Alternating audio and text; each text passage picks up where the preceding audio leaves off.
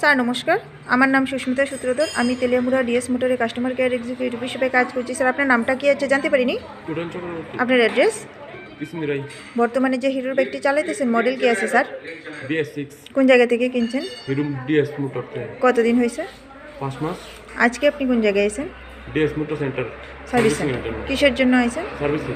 আজকে যখন আপনার বাইকটা নিয়ে আমাদের এখানে আইছেন, আমাদের এখানে টেকনিশিয়ান বা সুপারভাইজার আপনার ওয়েলকাম জানাইছেন স্যার? হ্যাঁ যে কাজটার জন্য আইছিলেন কাজটা হয়েছেনি? হ্যাঁ যত টাকা জানাইছিল সেম টাকার মধ্যেই হয়েছিনি? হ্যাঁ সব।